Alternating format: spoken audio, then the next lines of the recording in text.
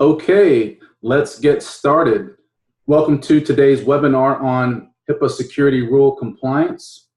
This is part 3 of an 8-part series, and today we will be discussing physical safeguards as they relate to securing electronic protected health information, e-PHI.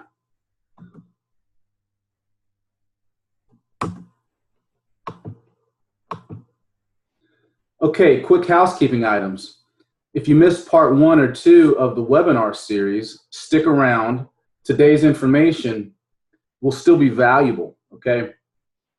After, you can just send me a quick note and I will get you access to the recordings of part 1 or part 2 to get you up to speed. Or if you've already attended previous webinars and you want to view the recordings on demand, just let me know and I'll be happy to get you access. If you are attending live today, please ask questions as they come to mind. To ask a question, click the Q&A feature on your screen, type your first name, type your question, click submit. If you're on a mobile device, tap your screen and you will see the Q&A prompt. If you have any issues with the webinar Q&A feature, my email and office number is located on the last slide. Feel free to send in your questions and I will make sure to get back to you personally. Now keep in mind, today we have a big group, so if time runs out and we have not answered your question, we will promptly follow up with you after. So let's dive right in. Good afternoon. My name is Mark Serqua. I'm a VCIO for Proactive IT. I've been in this business about 10 years, and I've been navigating a range of technology channels during that time. I've brought the team with me today. We have Noelle Sutherland, who is the director and a VCIO for Proactive IT.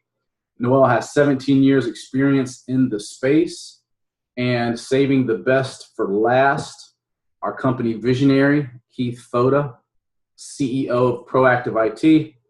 Keith's been in this business over 25 years. He sits on the CompTIA Advisory Committee, and if you didn't know already, CompTIA is the voice of the world's IT industry. And CompTIA sets top-level standards for IT best practices across the globe. So, enough about us. Let's talk about the HIPAA Security Rule and dig into how to accomplish compliance regarding physical safeguards.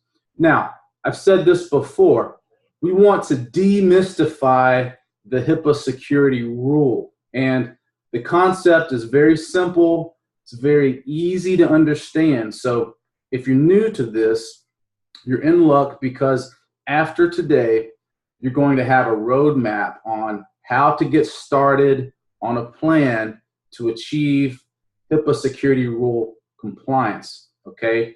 We're going to give you a strategy and really break this thing down into easy to understand pieces for you. Okay, the third step in your 6-step plan, if you've been attending the webinars, is addressing security standards. That includes physical safeguards. Now, one must implement reasonable and appropriate physical safeguards that will establish the foundation for a covered entity or a business associate's security program. Physical safeguards. Now, you can read the definition here for yourself, but this standard addresses physical access to e-PHI, the physical systems, facilities, and equipment. Now, this also extends to physical access outside of an actual office. We're talking about workers who work from home, other physical locations, anywhere where electronic protected health information, e-PHI, can be accessed. Now, physical safeguards can be summarized into 4 unique sections. We have facility access controls, workstation use, workstation security, device and media controls. So let's drill down into each of these 4 standards.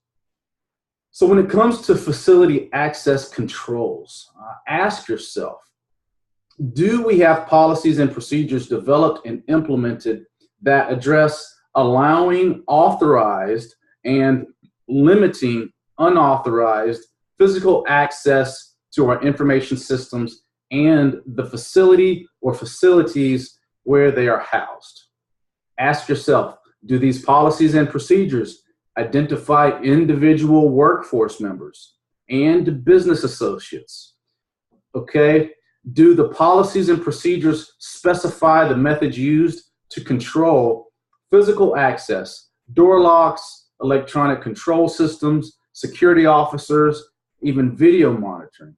Now, furthermore, facility access controls have 4 addressable implementation specifications. Remember, addressable does not mean optional. It only means that one must assess why they will not implement the standard and provide proper documentation for that decision and or implement a reasonable alternative. So the first subsection of facility access controls is contingency operations, which establishes procedures that allow facility access and support of restoration of lost data under the disaster recovery plan and emergency mode operations plan in the event of an emergency.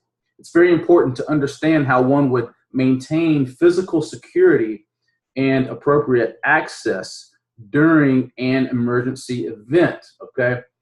If your office loses power, for example, how are you going to keep the good guys in and the bad gals out? All right? Be prepared.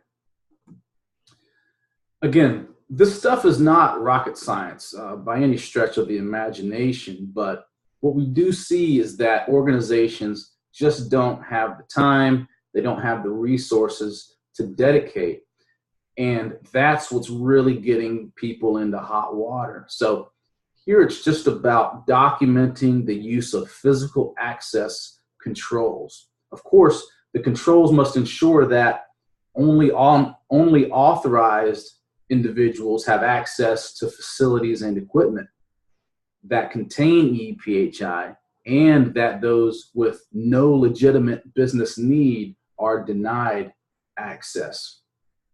So when it comes to facility access controls and access validation procedures, you need to ask yourself, are procedures developed, are they implemented to identify methods for controlling and validating an employee or visitors or vendors or business associates' access to facilities through the use of key cards, for example? Of course, one must document repairs to the physical system, okay? Ask yourself here, do our policies, do our procedures specify special circumstances when repairs or modifications to physical security components are required? For example, when a workforce member with access to large amounts of e-PHI is terminated, all right? Now, it's important to note here when we talk about workstation use, all right? Policies and procedures must specify the proper functions to be performed regardless of where the workstation is located, okay? We're talking about workstation use now. A question to ask yourself here is, do our policies specify where to place and position workstations to only allow viewing by authorized individuals, okay? And you can see the little cartoon there, and you can see it says, oh, to save time and hassle, we just all use the same username and password. You may laugh, but it was just a few short weeks ago when I was working with a client, and this was their exact situation. They had one username, one password for everybody in the office, and as a matter of fact, there had been some turnover, and the password still wasn't changed. So that would be a big no-no, for example, okay? When we talk about workstation security, all right, like workstation use, the security, this doesn't have an actual implementation specification. In other words, they don't tell you how to accomplish this standard, right? In this case, access must be restricted to only authorized users, and there's a variety of ways that one could restrict usage here, okay? But the important question to ask yourself is this: have all types of workstations that access e-PHI been identified, okay? You need to consider laptops, PCs, tablets, personal digital assistants, and cell phones. Okay, that brings us into device and media controls. Now, when talking about device and media controls, you should be asking yourself this question, okay? Do our policies, do our procedures identify the types of hardware and electronic media that contain e-PHI and must be tracked? You're talking about hard drives, tape, backups, any kind of digital memory card that contains e-PHI is going to fall under the umbrella of device and media controls, okay? And the device and media control standard has 4 implementation specifications, starting with disposal, okay? Disposal addresses the final disposition of the hardware or electronic media in which e-PHI is stored, all right? Now, best practices for disposal include degaussing methods, okay? This is where a strong magnetic field is applied to fully erase the data, all right?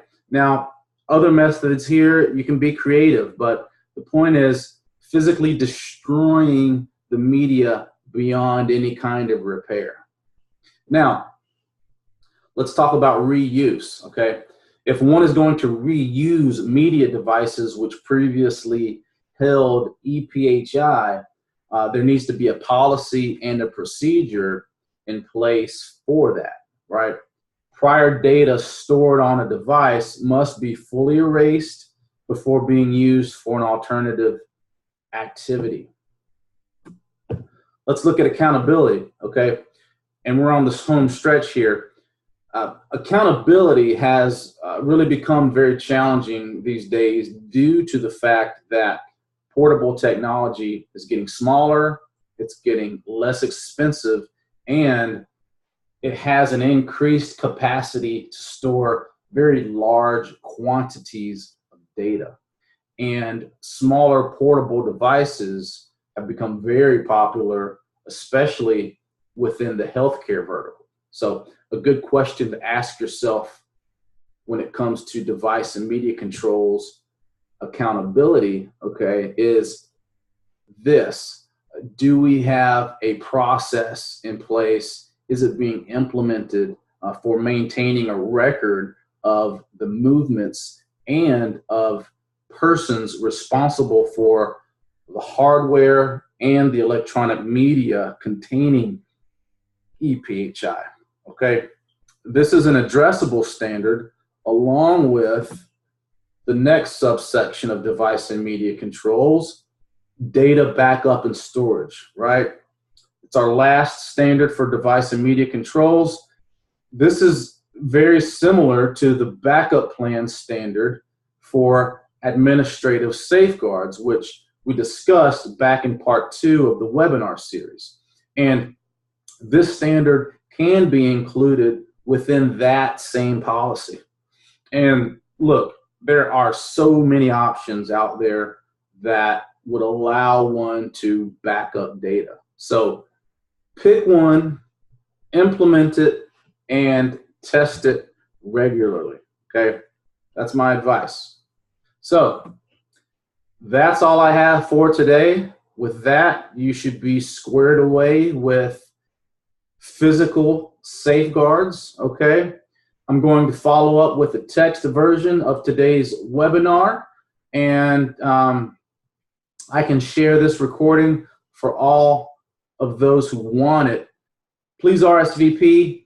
Tune in next week where we will be covering part 4 of the series, and we'll discuss technical safeguards. Have a great day, everyone.